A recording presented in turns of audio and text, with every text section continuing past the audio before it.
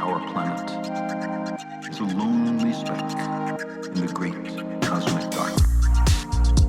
We're on a rock crewing through the universe.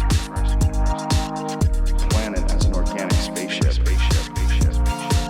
Like it or not, for the moment, the Earth is where we make our stand. Hi, this is Chrissy. And I'm Marie. And you're listening to Alt.Pop.Repeat, A show where we get into the nitty-gritty around counterculture, alternative culture, and sync it up with what? with pop culture. Yeah, man. That's what we do. There we go. High five. Yes.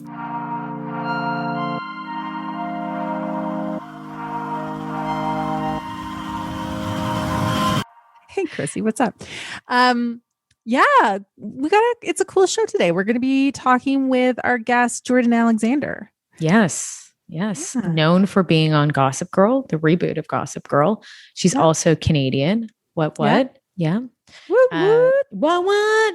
I first met Jordan, must have been 7 or 8 years ago. She performed at an event that I did called Meet Me in Africa. I was doing a charity event and she was one of the performers and I met her and she's like beautiful, unbelievable voice, like unbelievable.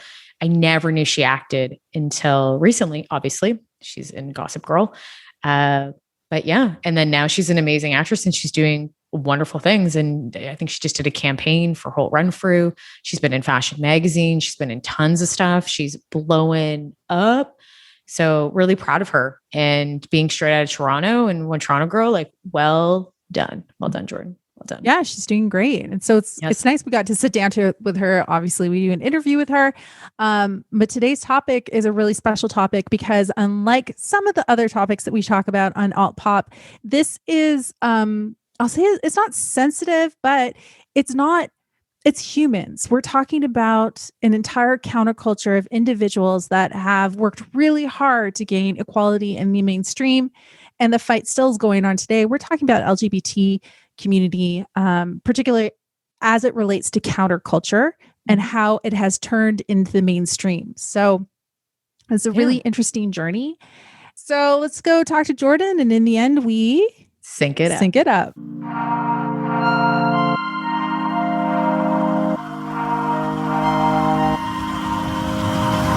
And After Ellen, and it's on your website too, that says you're the next like gay pop star, which is like a huge thing to say.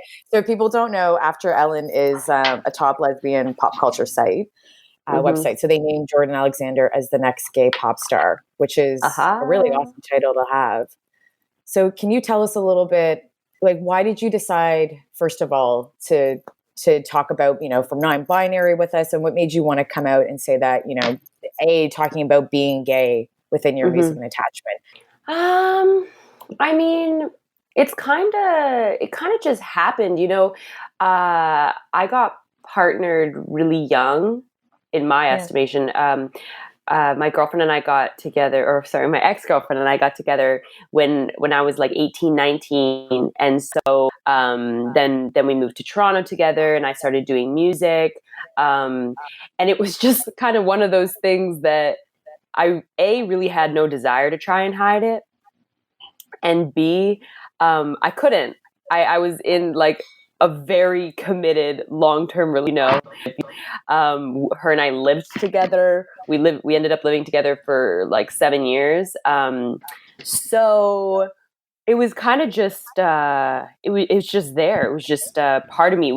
It's kind of like, for me, it's quite ingrained into my identity in the same way as like I couldn't really try to hide being mixed, like facts. Yeah. And as well as I write super autobiographical music. So I'm writing about my own experience. So it came out in that way as well. I think I said girls or something one time in one of my songs. In Cool, actually. Stay away from pretty girls with pretty hearts.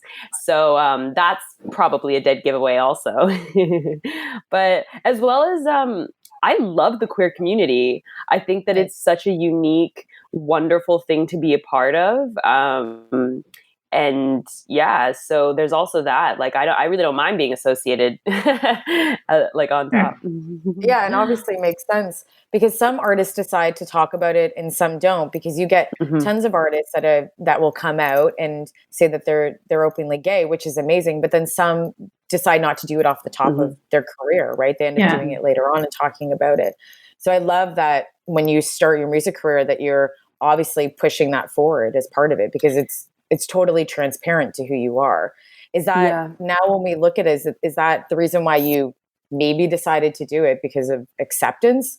Because I think that's a big part. Like I think before we would look at, the LGBT community and everything else, and years ago, that it wasn't always accepted, and people didn't always accept it, and through all different types of like pop culture or even just entertainment in general.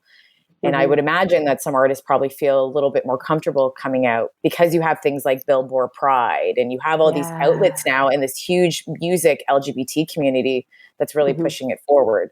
Does it make it easier for you? Yeah, I think it does. I do want to say that for people who kind of do stay closeted, that's like a completely understandable move to make. I think it can be difficult, and especially if it starts to only become about that.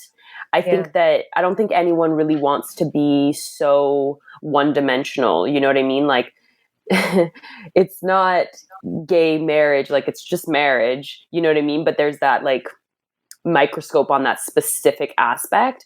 So I think that people don't want to have their sexual preference like overshadow their abilities or their career or their opportunities. So I do understand that as well. But do you think that's just a reflection of society? Is that whenever we're taking a look at artists, so the actors and the musicians, that we're putting sexuality onto them, that we're over sexualizing their character? So whenever you as an entertainer are coming out, like just coming out as an entertainer in general, that the fear of coming out publicly is going to be, you have to live within that identity, because you can't just be an individual. Because really, like, at the end of the day, like I'm Marie. How I identify and who I love is very separate to, it's not intertwined. Like, I can go in the world and be who I am. Yeah. It doesn't mean that everything I do has to have this veneer of heterosexuality to it. And I just think why does your preference of relationship have to be in the forefront? It's like the same thing with race. It's the same conversation as race. Yes. I don't walk in and go, "Hi, I'm Caucasian." Exactly. And I'm Caucasian. Exactly. We don't do that. And people don't say anymore. It's not saying like my.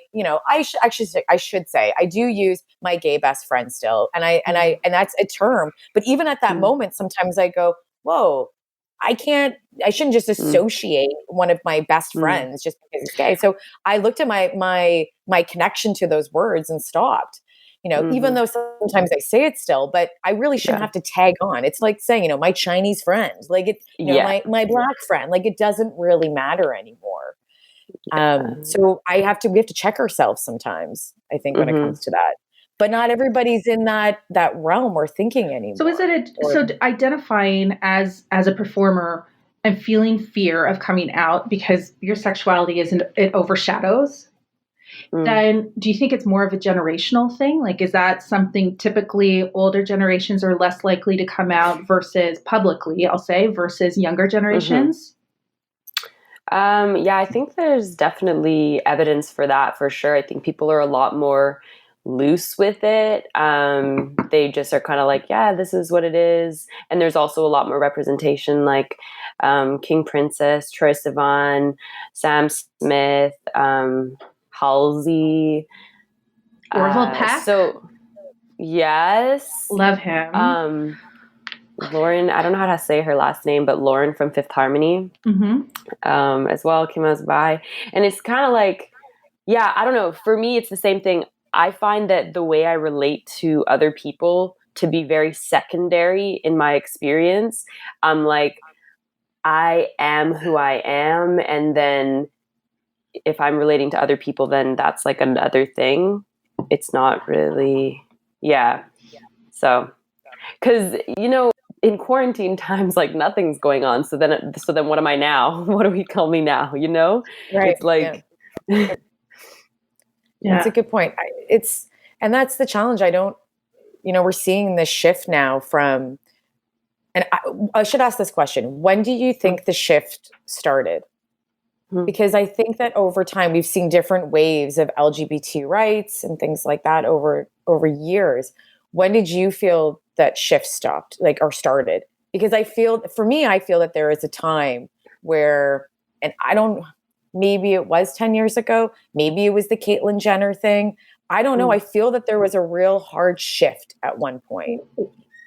And when did that start? And what was that catalyst that brought that second wave in of LGBT? Because it did, and rights and becoming into the mainstream media more and more accepted. Well, I'd say just throwing something out there just to drive conversation, Stonewall riots for sure.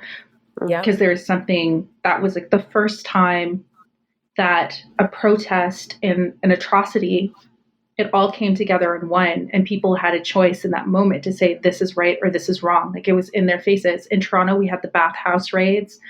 I cannot believe that there was a time in our lives where people were just so persecuted for loving who they love.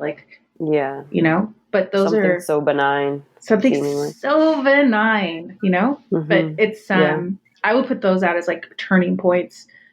But then coming into recent times, for sure, there's different things. I don't know. What do you think, Jordan? When did you kind of see that moment? When did you feel that there was a moment when you went, hey, there might be more of a shift here? I'm not really sure. I feel like sometimes I have a bubble society in that I'm very surrounded by queer people in the queer community, as well as when I first came out, I was partnered. And so gay life it just was what I was doing, and I didn't have anything to really combat that in terms of coming from society, as well as the manager that I was working with at the time, Jarvis Church. He was really supportive of it / not even thinking of it really, so he kind of just thought, yeah, we were just making music. But so I don't know. I think that every time someone feels more free to live their existence and be open about it and honest about it is a moment where we have that kind of turn in the way our society views people. That's really beautiful, Simon, because it's true. If you live your truth, regardless of what that is, then you can't help but have a positive impact on those around you, whatever that looks like, because it'll have an impact on others in a really positive and great way. Yeah, and I'm lucky enough to, be in a place where I'm not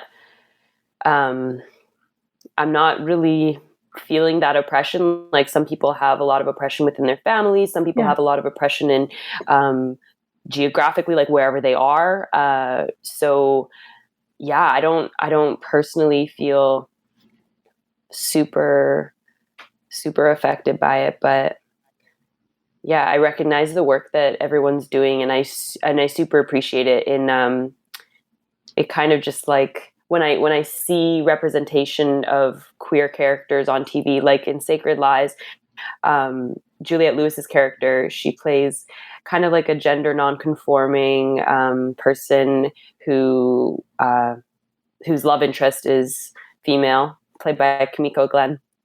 And that really just warms my heart. And then I remember that oh yeah, it is kind of hard to just constantly see heteronormativity everywhere, and this representation is super important and helpful, even if I feel I'm in a very queer positive environment.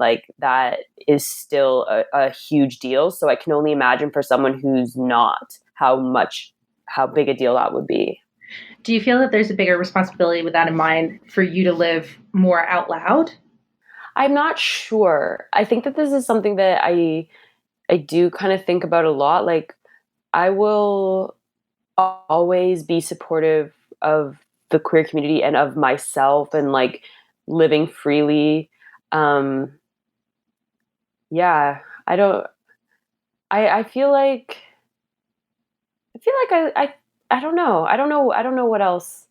I mean, I did a Bud Light campaign during Pride, so that was pretty loud with Yeah. with Carly Rae Jepsen, and I we was were on just a gonna say, float you and guys, like yeah, you had a all song that was out with rainbows. Carly Rae Jepsen. Yeah, isn't it Yeah, Feels Right? That is feels that with right. her? Feels right. Yeah, It yeah. feels right. It feels right. Yeah, I mean, I don't know. I definitely don't shy away from it at all. I don't think. It's hard. It's a hard question in that, like, because it makes it Yeah. like evaluating, like, am I What am I doing doing? enough? Yeah. Am I, that's me. And Mm-hmm. uh, Yeah. As well as like I don't know that everyone's necessarily like a super activist, you know.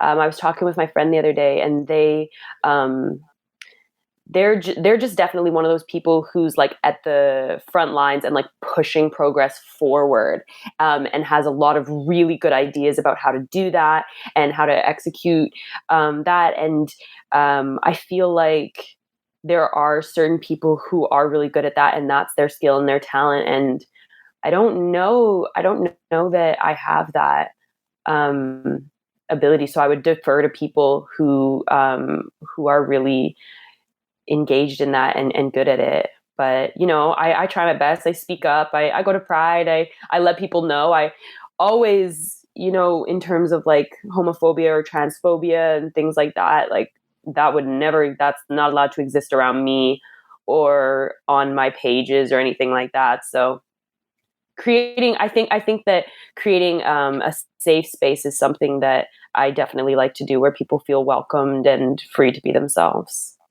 Well, that also says a Mm. lot too about, right? Because if you're not feeling affected by it, it's because you're creating that space around you to not be Yeah. affected by it, which is really awesome because a lot of people instead will not censor their own community. Instead, they'll just Mm. live in the community and just deal with it. And sometimes Mhm. it's like, I think you're right. I think it's a big part of it going, I get to figure out who I get Mhm. to keep in my circle and around me so that I don't feel objectified or anything Mhm. else, so Mhm. that Mhm. doesn't affect me, so I can keep living my life and keep supporting my community and moving forward. And I honestly think that keeps you stronger too. And then it also Yeah. helps build your community around you. But it says a lot because I find it interesting when you said, I don't look at it that way, or I don't see it that way. I'm not always affected by it, which is Mhm. really, really awesome, I think, to see because we're noticing that transition. Because I think even Mhm. 10 years ago, or even 20 years ago, if I would have said this to someone, like Corey, my gay best friend, if I would have said Mhm. it to him, he would say no. Like he would say Mm. that's not, he feels affected by it in certain ways. So it's interesting to see. And then maybe that is a juxtaposition from the lesbian to gay community to men. Mhm. I'm not sure. Mhm. Yeah, I think it's definitely preference. And obviously, like if there's people who are close to you in your life, um, and you guys have kind of like a personal relationship about the words that you say, then that's like different. But personally, I feel like it's just like a little yeah. reductive to yeah, to kind of identify someone like that, because it's like that Mean Girls thing where she's like, only I'm allowed to say that. You know what I mean? Because it's like, you know, that outside of the context of you knowing that human being to be a complex and multidimensional individual, that people outside of that aren't going to see that. They're going to see gay, the end. You don't have like more of an identity than that or more of a depth than that. And it's like, there's not, it's so interesting because having to talk about it in that way kind of like makes it seem like, oh, well, then you shouldn't identify that way. But it's not that either. It's just unfortunate that sometimes people will use that as a way to distance themselves from you, that they think that they know everything about you based on the label that they've ascribed to you. And Right. it's not Being necessarily gay is true. not a trend. Yeah, being Mm. gay is not a trend. And I think that's Mhm. something that we're seeing too, that someone who works in PR, to be honest, when we talk about what's trending and what media is talking about and what's current, there's conversations, and it's not to be rude. It's not to be offensive. We say, if you are Black or if you are a woman or you're part of the LGBT community, it's very trendy. And it has nothing to do with us being, offensive. It has everything to do with looking at the media landscape and realizing that that's where they're positioned toward, which was really amazing to see, because we're giving rights to people and we're having, more of those conversations. But a lot of the time media will come back to me or come back in different conversations, and it's almost like it's trendy to be that, or to be in those as a woman, to be a woman, to be, multicultural in any form, and then to be part of the LGBT It's a reflection community. of society, though, right? Society It is, but it is almost a trend. People will jump on that, even though being part of those categories is not a trend. Because you're gay doesn't mean it's a trend, but some people will gear towards that. From the perspective like marketing and PR, it's packaging the sensibility of the community and reflecting it back. And in an industry where that had been so homogenous for so long, everybody looked like the same kind of white, perfect prototype. And even stepping outside of that was scary. That was being a trailblazer. We were even talking about this last night, Chrissy, is like 1967, Sidney Poitier and Guess Who's Coming to Dinner was a big, massive film because it was the first time that the general public was being confronted with an interracial relationship in a major motion picture. And so, but that was like trailblazing. Now it's a bit of a different shift. We have the internet. We have a lot of people that are talking and sharing openly. So now we have an opportunity to impact the media that is being fed to us, because our voices are so loud, because it's like we all have a vote. We all have a say.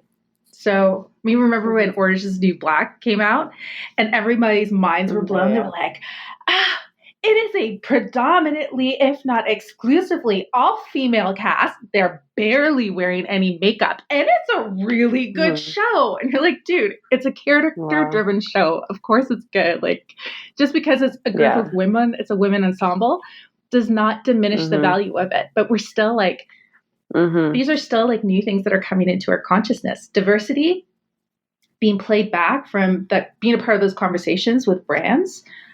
It may seem that it's kind of bringing it down. In my opinion, I think those are good, worthwhile conversations. And I'm really happy that they're happening. And hopefully we get to a point where we don't have to have those conversations. It's just a given. That would be great. It's just we're not there. Jordan, Jordan, do you feel that being part of the LGBT community has helped your career because of during this time that we've seen this transition? Have you seen that that's been like, oh, they'll come, for example, if I go into an audition or I go into a music gig or I do a media piece, do you see that they're more likely to jump on it because of it? Obviously, you're a super amazingly talented artist. Like you are, and you have an amazing voice. So that should stand on its own. But do you see that other PR people or people you're working with use that as something as a stepping stone to put you into, to build your career? No. My PR, my publicist right now, that's definitely not an angle that I've seen be kind of like employed. But in terms of being approached for performances at Pride, those are some of the biggest performances that I've ever done. And so it's more so about the community uplifting themselves than I've seen of, people being like, oh, we want a gay or whatever. I mean, I prefer the term queer in general because I feel like it's just a little bit more free, but gay is kind of a nice umbrella term. But yeah, no, I think that it's the empowerment of the community in terms of LGBTQ people reaching back for each other, lifting up each other, like we're doing this work. Same thing I find in the Black community. We are reaching back for each other.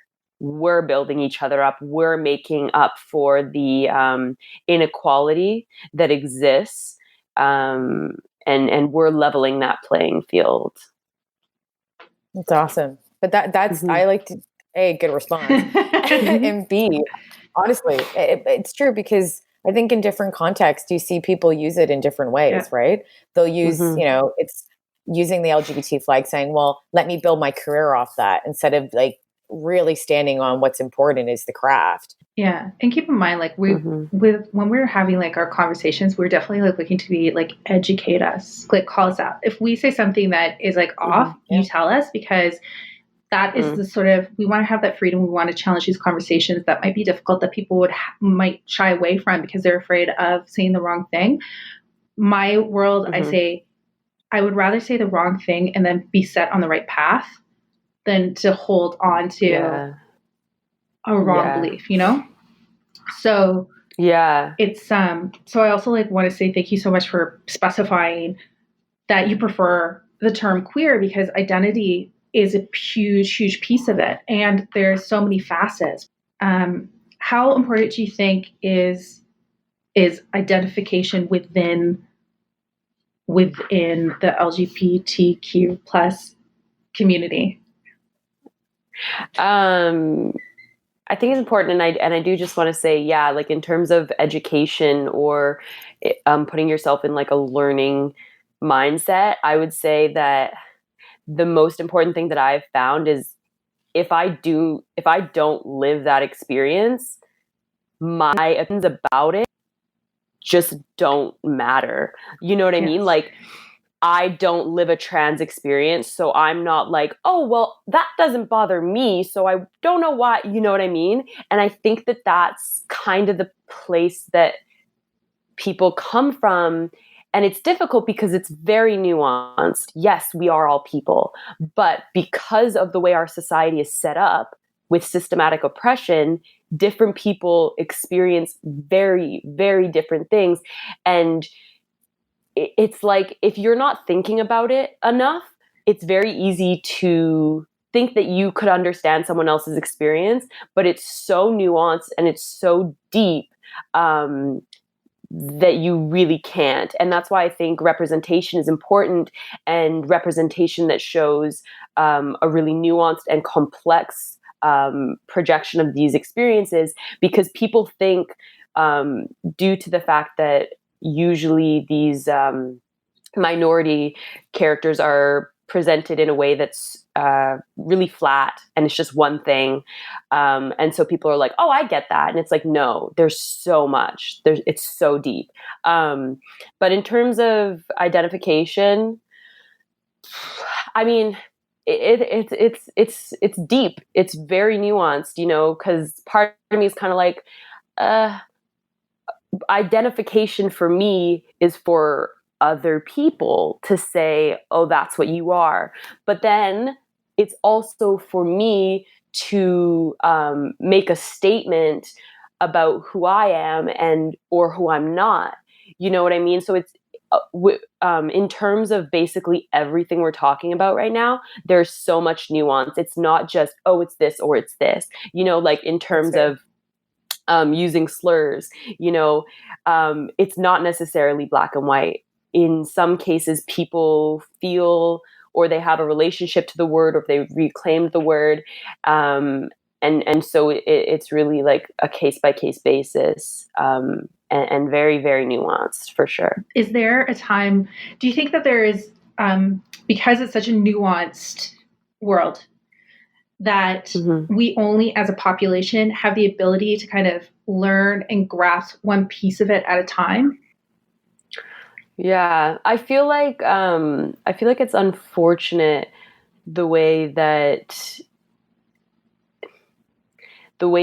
we think that our society is able to digest things, because I personally believe that, and maybe this is a little naive, but I think that people can understand very complex experience or ideas, but it goes way, way, way back to the fact that, or to where, you know, women and men, and it's like, and women wear dresses and this, you know what I mean? Before we even started talking about queer people, we had such rigid boxes for people who may even, for the most part, like be what that is, but they should just be able to be what that is and not have it be so heavily policed. You know what I mean? Like, so you're a woman who likes to wear dresses and do makeup and be quote unquote feminine. I just don't, I think that that's your experience. That's your expression. I don't think that that needs to be like, that's how a woman should be. And that's why you're that way. And it's like, no, you feel like being that way. And that's why you're that way. But I have hope for society. And like I said, I exist in a very queer bubble, as well as in my own head. To me, these things are so second nature and so obvious. But that's not really true for a lot of people. I think for a lot of people it is very foreign, and that's okay. That is okay. Because, you know, it's very hard to know about an experience that you've never come into contact with.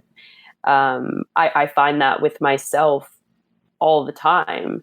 Maybe it's like a different culture or just an experience that I never knew about before. And so I think just keeping an open mind and keeping almost like that childlike sense of wonder, you know what I mean? Because I think that as adults, when we're like confronted with something new, there's almost like this like aversion. You're like, what's that? You know, whereas I feel like kids are a little bit more like, "Ooh, what's that? That's cool. That's interesting." Yeah. You know?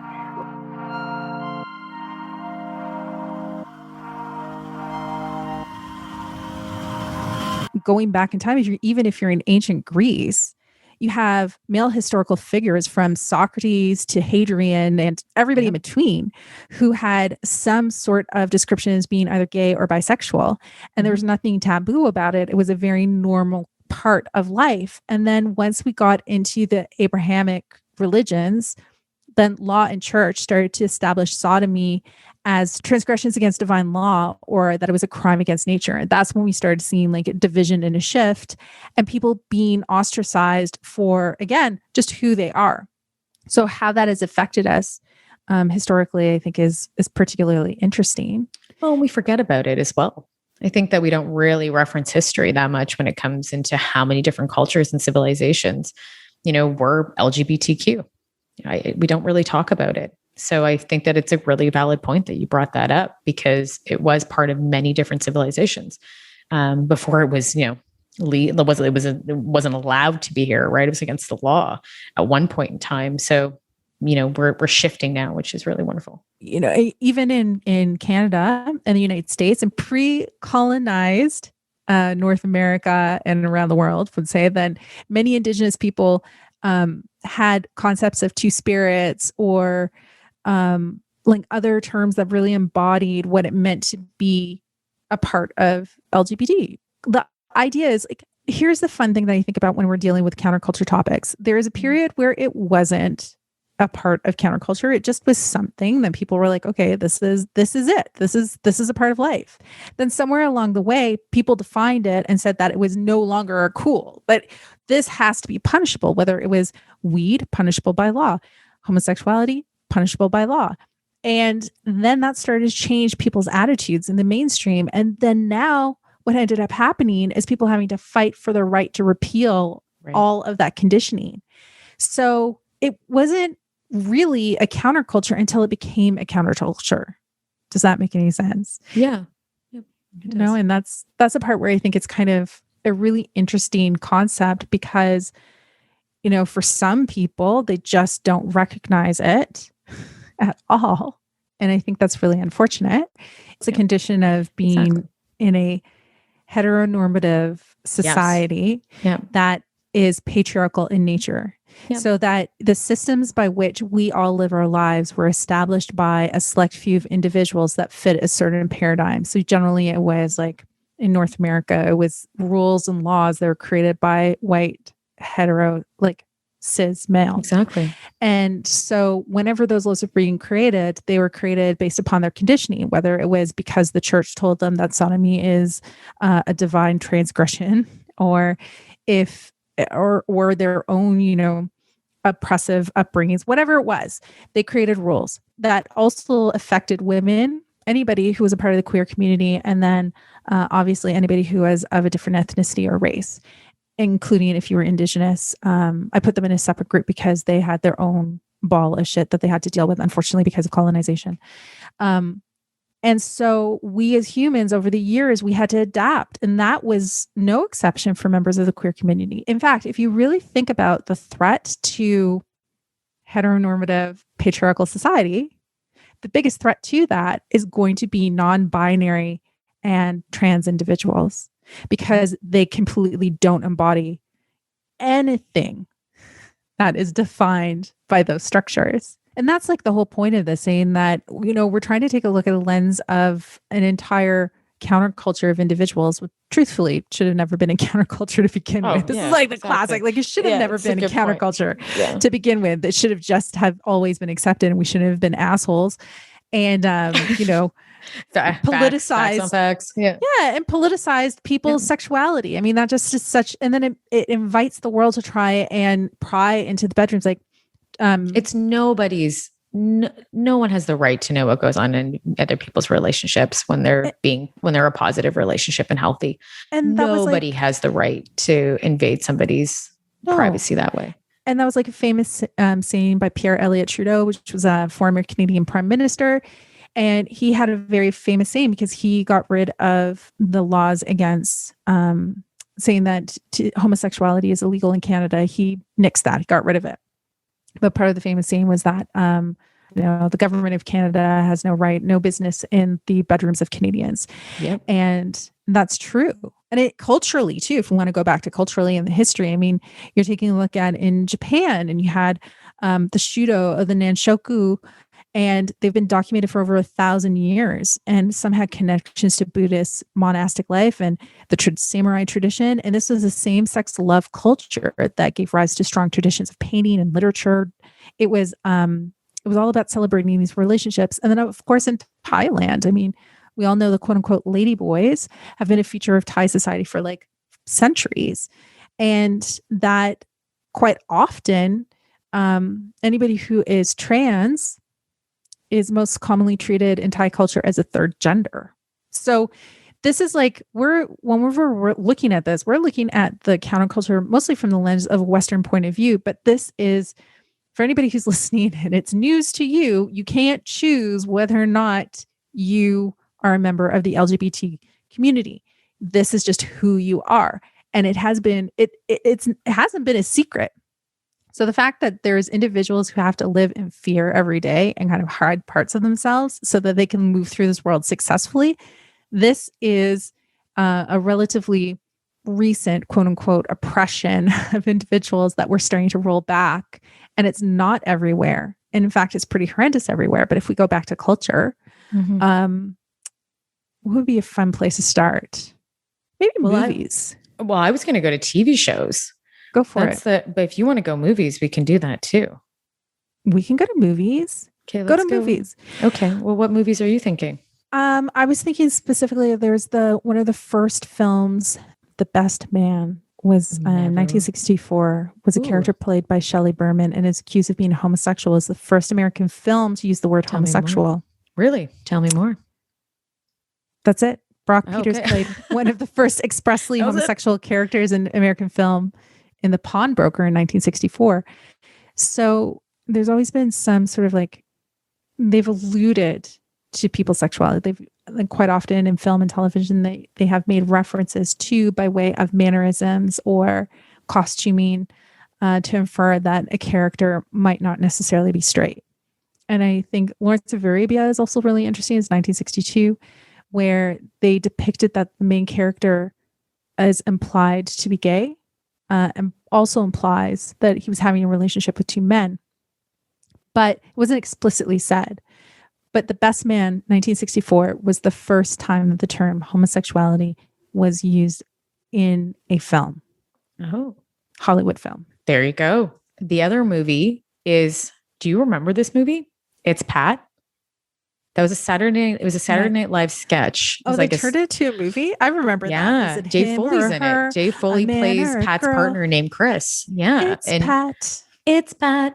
And Pat was like somebody that was androgynous, like it was a very androgynous character.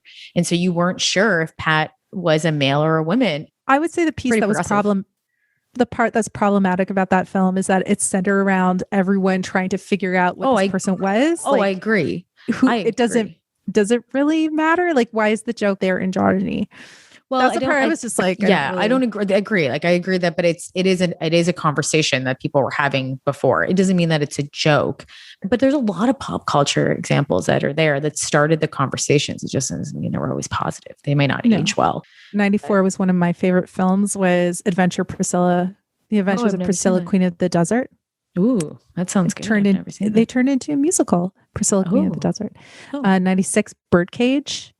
Yes. Yeah. With Nathan Lane, Robin Williams, Tu Wong Fu, Thanks for Everything, Julie Newmar, 1995, with Patrick Swayze and John Leguizamo, and I think Wesley Snipes was in it.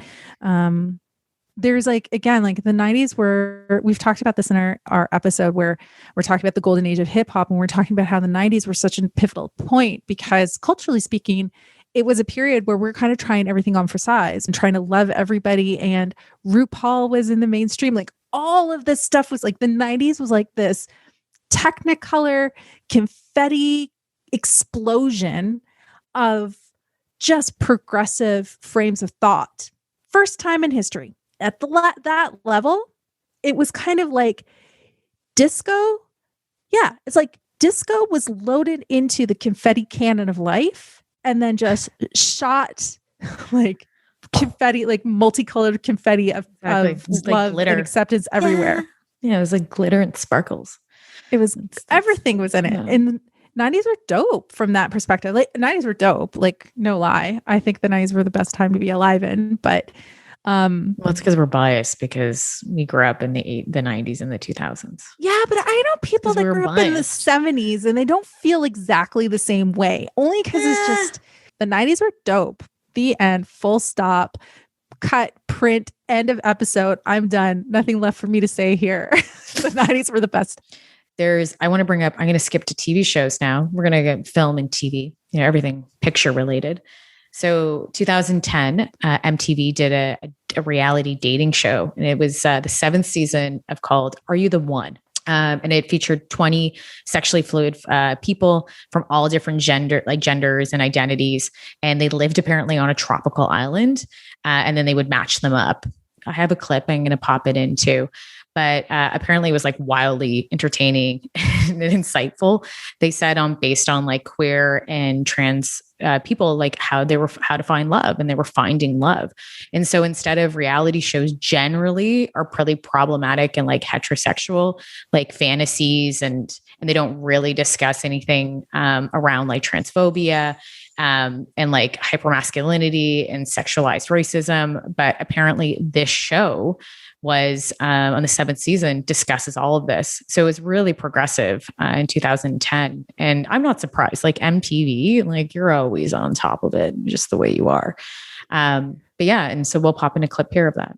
I suppressed that part of myself my entire life. So yeah, without a representation, it was awful, Like I felt like I had to hide most of myself from everyone I was around, or people wouldn't love me.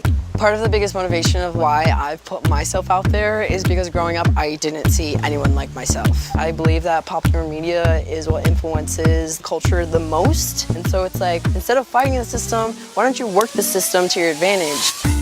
We have a platform right now to inspire so many people. It's honestly a great opportunity to be able to be somebody's idol, to see that there are other people like them out there. Kids growing up now can see this show and be like, okay, so this is okay. It's kind of scary, but it's pretty fun. Sorry, not sorry. Before then, 2008, let's not forget the perennial classic reality series, Tila Tequila's Shot at Love. I'm Tila Tequila, and you guys may know me as a cover model.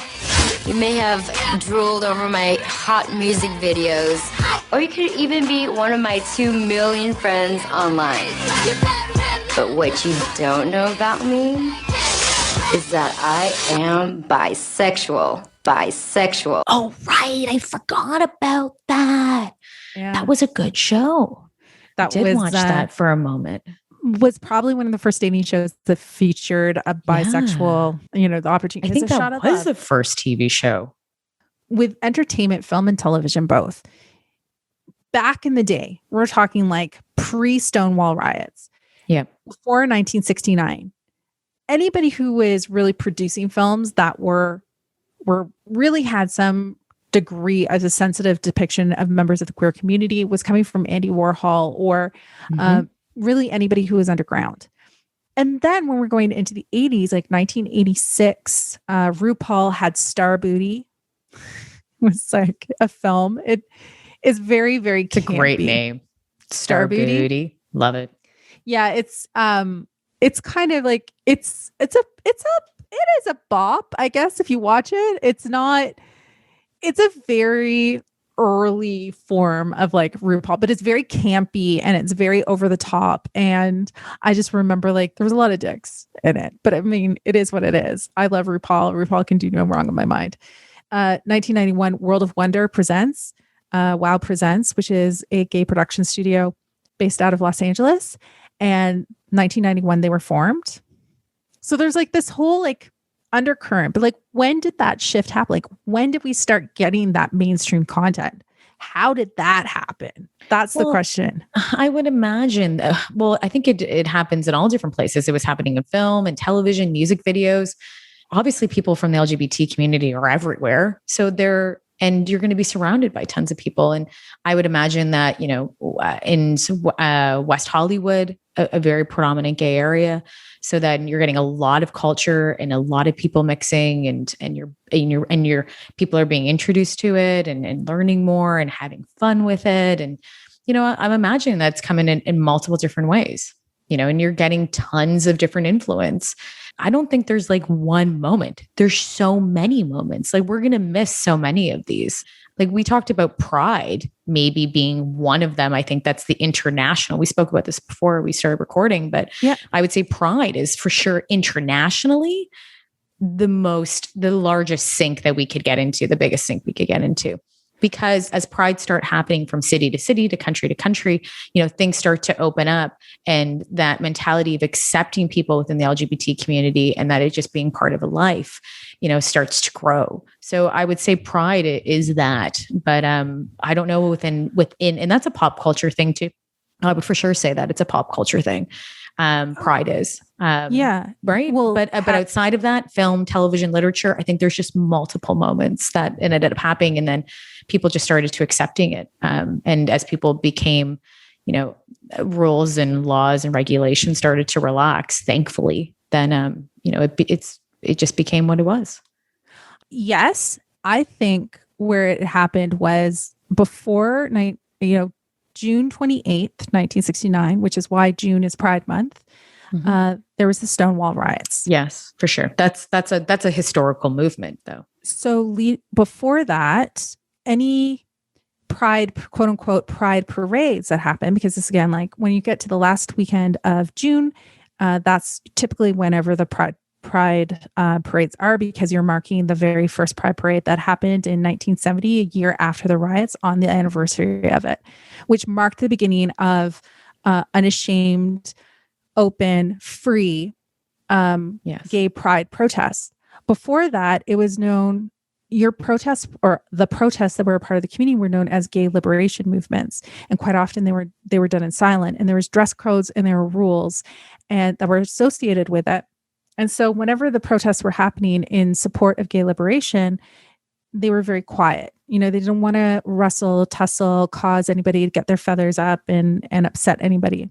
1969, when Marsha P. Johnson threw the first brick at the Stonewall riots and started that revolution, it marked a turning point in history when everyone said that the way that we're being treated, the way that we're discriminated against, the way that we are being pushed aside is completely and absolutely improper, and we're not going to take it anymore. And from that afterwards, we started having the Pride Parade. And the Pride Parade was not about being quiet anymore, because they had, completely were done with being that. It's about stepping forward in society and saying, hey, we are We are here and we are queer. Get used to it. And we had that. So we have the pride parades that are now starting in New York City. They're starting to pop up around the world. Also had, very, very sad, is the AIDS pandemic. And yes, the impact of the AIDS pandemic was that, I wouldn't say this was a positive thing, but what it did do, I think we have to recognize it, is that it got conversations about gay men, homosexuality on mainstream television. And again, it's not a positive thing. But again, if we're going and we're looking at other movements that kind of had this similar, wasn't illegal, then it was illegal. And think about cannabis at the top of my head almost like immediately, because in the case of cannabis, it was the impact of all of the propaganda that was being pushed out to try and convince people that cannabis is terrible. So people who didn't really know that it existed before now knew it existed. It was on their radars. So as queer culture in North America was being suppressed, in an effort to try and let people know that this doesn't exist and that it's a choice. Now, conversations about them and a disease that seemed to be predominantly affecting them was starting to appear on all the news and in documentaries as well. Documentaries were a really big, they pushed that conversation forward. Yeah. And then that started to change the tides, and celebrities started to step up and started to support it. And it started to transform our perceptions about what society is made up of, all the people who are made up of it. Like, I wouldn't have wished that. I'm not saying that that's a great thing that happened, but I'm saying that the impact was 100%, like 100%. I see what you're saying, and there's documentaries called How to Survive a Plague that were really well done, that were talking about, the HIV and AIDS pandemic.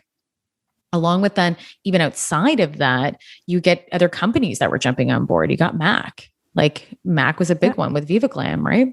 There's tons of different campaigns that were going towards having those conversations and making it known. So, I think it's a conversation that had to be had if people think it's positive or negative, but it was something that we had to bring awareness to because it was happening. It was a pandemic. It was a plague, and that's what the doc says it is it was a plague during that time. When I was growing up, I knew a lot more about HIV and AIDS because it was all over mainstream media. Like, it was a very topical conversation. If we're looking at a series of events, we've got, Stonewall riots happened. It really influenced us from forevermore on what pride was.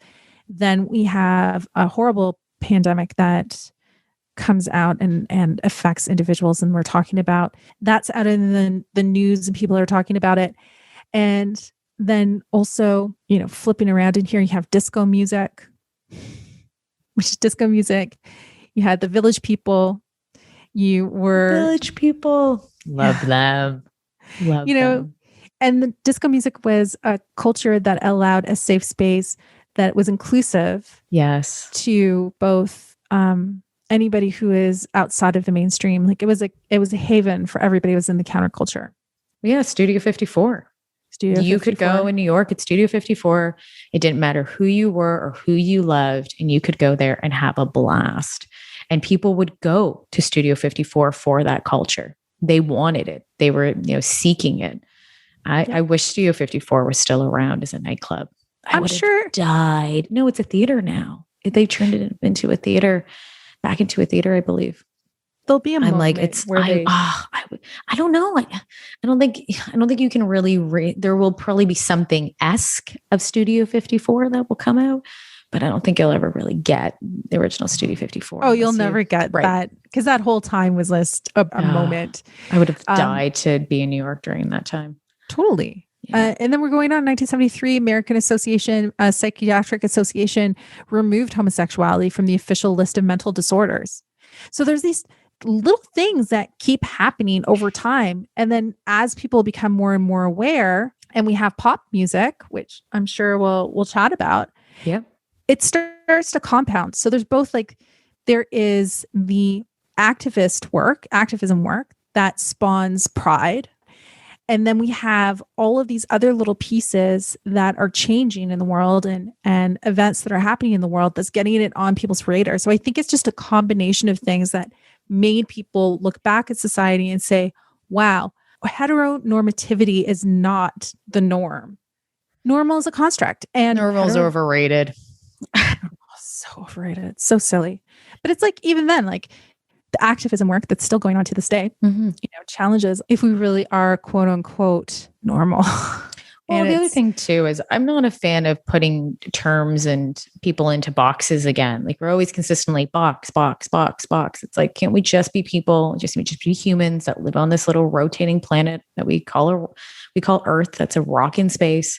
And we are all human and we love different things and different people. And that's okay. When people are ever evolving, and people are ever learning about themselves. So I choose not to identify as just a label that I have to put myself on. I'm like, if somebody asks me, I'm more than happy to tell people, yes, I'm a female and I like men. Like, it's just, that's okay. And if you want to identify and tell people that, I'm more than happy, because it is pushing narratives forward that we do need. So we do need people talking about it. But personally for myself, I choose to just choose the way that I want to live my life. And that is hopefully with integrity and honesty and just trying to be a damn good person and good person to other people. Yeah.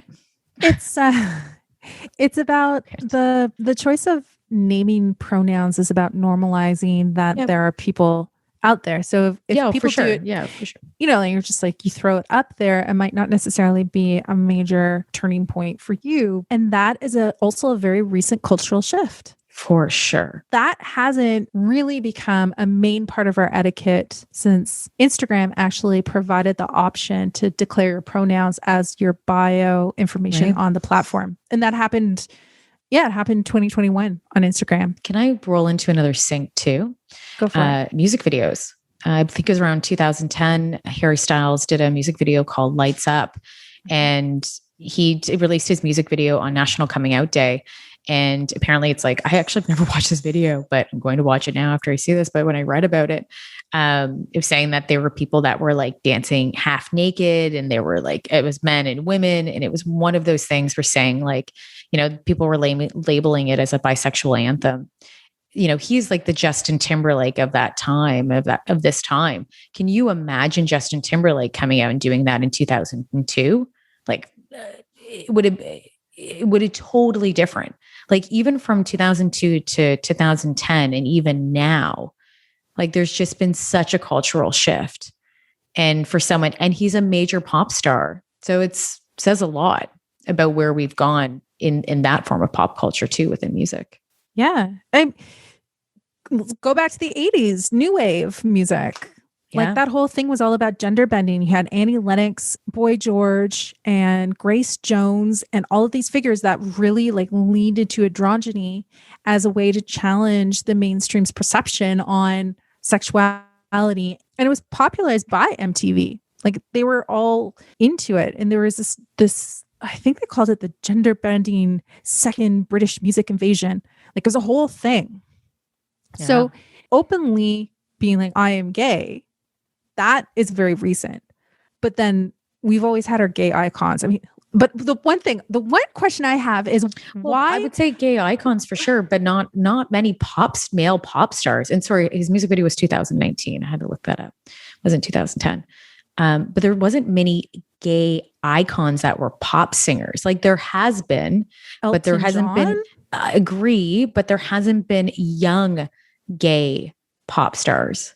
Like there hasn't been a lot because, okay, maybe this is a conversation we should have, because I don't think that there has been, for sure. Boy George, like there's tons of them. Like I'm not saying that there isn't, but young, sexualized, directed towards straight women, like there's Justin Timberlake, and a lot of pop stars have always hidden their sexuality.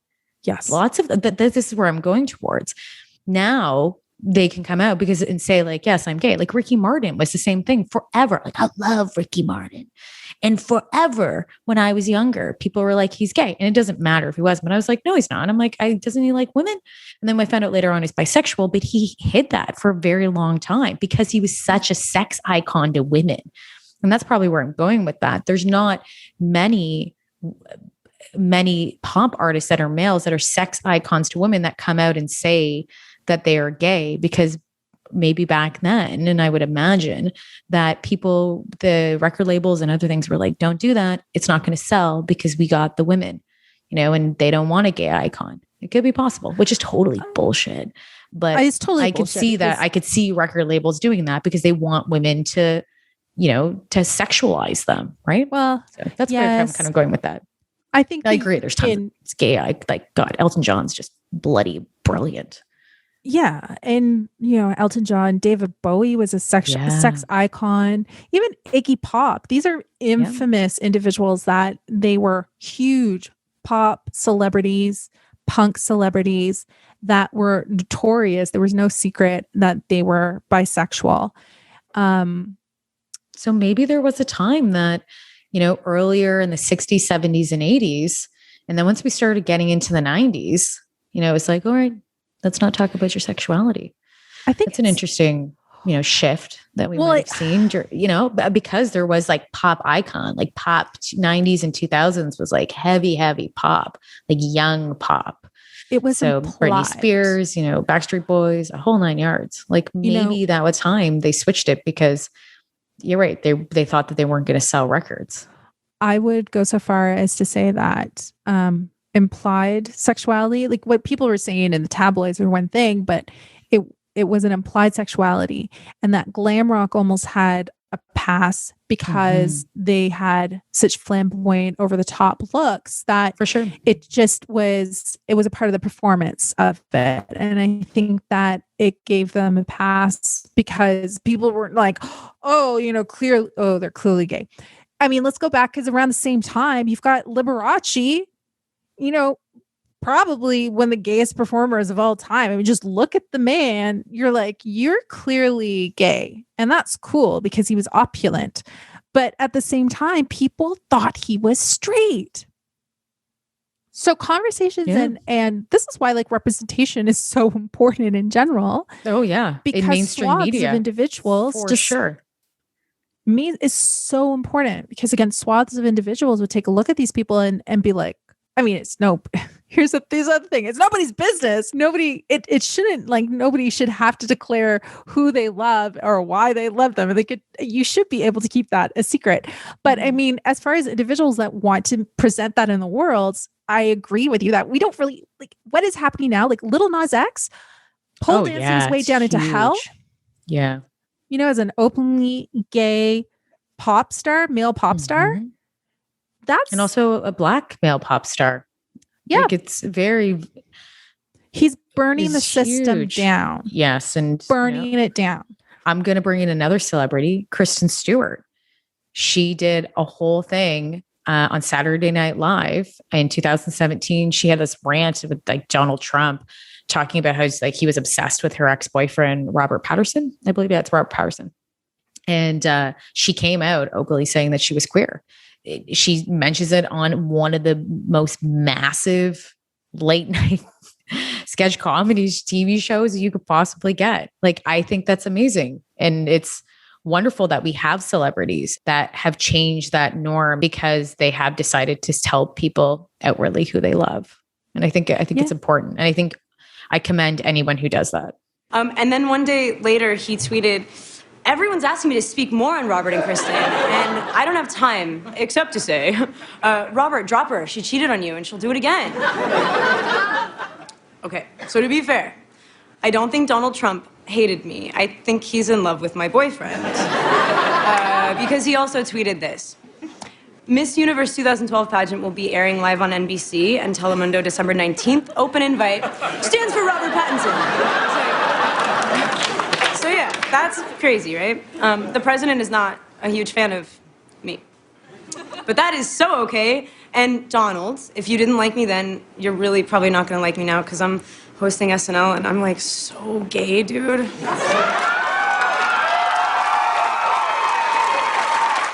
Yeah, like we're kind of in that time where I love seeing it. I love turning on Netflix and being able to see different stories. I love having an option to go to the films and seeing other stories. I think representation is incredibly important. The power in that is immeasurable.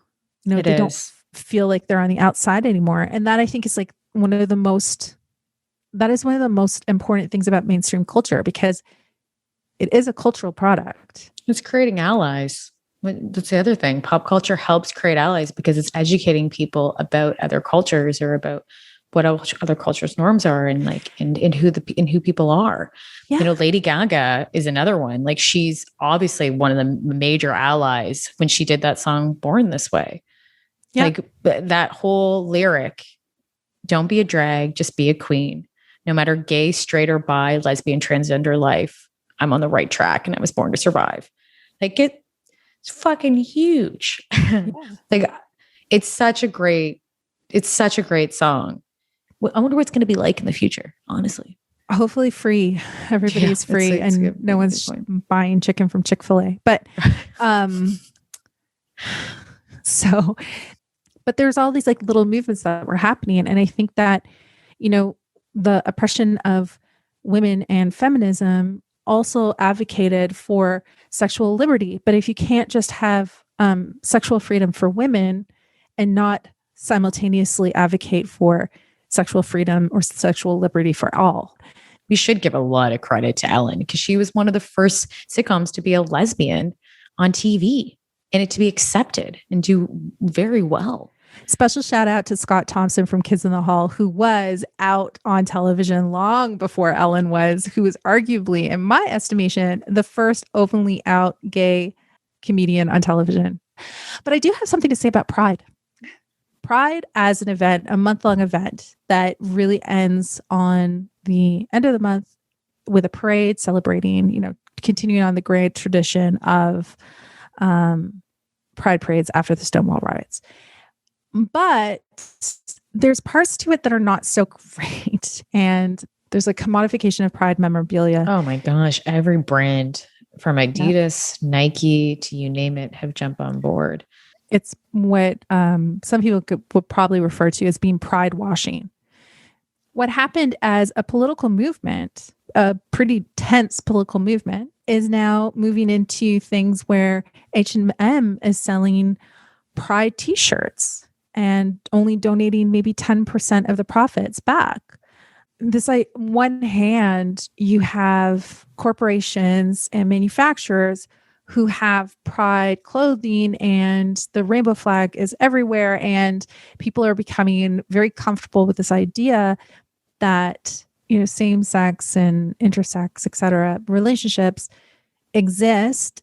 But at the same time, they're choosing to get those clothes manufactured in countries that might have a history of anti-LGBTQ legislation.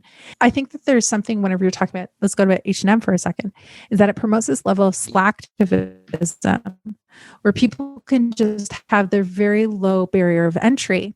And it doesn't really, it might donate, if it's a $10 shirt, $1 of that is going back to the communities it's purporting to support, while still being manufactured and giving business back to countries that have very strong anti-LGBT laws and legislation. So it's a part of a bigger story. Yes, it's a part of the mainstream. Yes, it creates like this area of awareness, which I think is really important. But at the end of the day, its action speaks louder than words. And that is kind of a gross misuse of the Pride agenda, as it were, in order to further line people's pockets with money. It just seems flippant to me. And it really upsets me to some degree. You know, and that's the dark side of it. Like, we've gone through the whole history. We're like, here's the history, and here we got to it, and here's the impact of music. And now we have all these musicians that are so active and like open and proud and really changing moving that needle and changing the status quo. And then you still have like the mainstream commodification of it, and how that it's a dark side of pop culture. Yeah. There's a dark and side capitalization. To it. Yeah. Absolutely. But at the end of the day, if anybody wants to, I mean, if anybody wants to support any gay rights organizations, it's a pretty easy action to take, as opposed to choosing to buy that shirt at H&M or their sneakers from Nike. You can go out and you can make a direct donation to an organization that will affect change and make that change in community pretty much for the same amount of effort as it would take to buy that t-shirt. Yeah, we should list a couple of them. Yeah, we can get those listed up on the website. Yeah. I think that's a great idea. Go there and go check them out in any of your area. There are tons of organizations that you can go and support, that are related to the LGBTQ community. All right. Did well on that. We did. Let's close this out. So if you want to listen to more of Alt.Pop.Repeat and have more of Alt.Pop.Repeat in your life, you can follow us on Instagram at Alt.Pop.Repeat. You can go to Facebook at Alt.Pop.Repeat Podcast. You can go to Twitter at Alt.Pop.Repeat, or you can go online and listen to the podcast or find us on any other streaming platform. You can go to Alt.Pop.Repeat.com. Thanks everybody for listening. You guys are awesome. And check us out on all those things that Chrissy just said and then some, and tell a friend to tell a friend. And that's all I have to say. I love you. You're all beautiful and you're made perfect. Yes. Bye. Bye. Bye.